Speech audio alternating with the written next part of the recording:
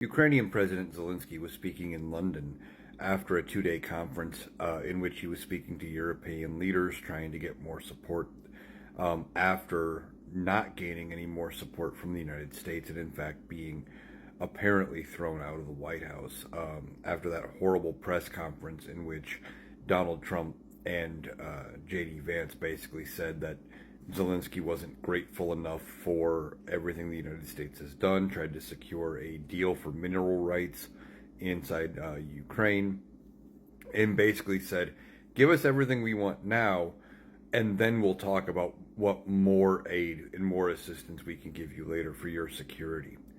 So he said there was a good meeting over the last couple days.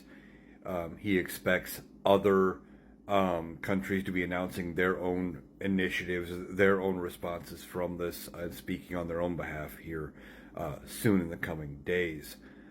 Now, basically what Donald Trump did by pushing Zelensky out of the White House and then saying that they're not grateful and pretty much repeating all of the Russian talking points is telling Europe that they need to figure this out on their own, even though the European countries have given more total assistance, if you add them all up together, than the United States has so far. So even though we were the biggest individual source of income combined, everybody else stepped up more than we did. Now we'll see how the talks go from other countries here coming up.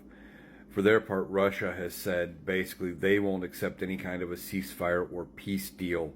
That doesn't include them keeping any of the territory that they've already acquired. But Ukraine says they want all of their land back, and I happen to agree with Ukraine. Ukraine should be able to keep the territory it has lost after Russia invaded, because that was Ukrainian territory. And for our part, in the 90s, we agreed with Ukraine to defend them should it ever need to happen, if they gave up their nuclear capabilities. For their part, Russia made that same agreement, but they're the ones who invaded, so you can't hold them to that.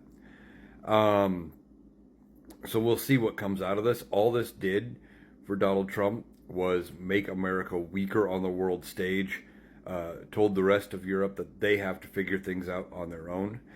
And like Zelensky said about the meeting with Donald Trump, nothing good came from it.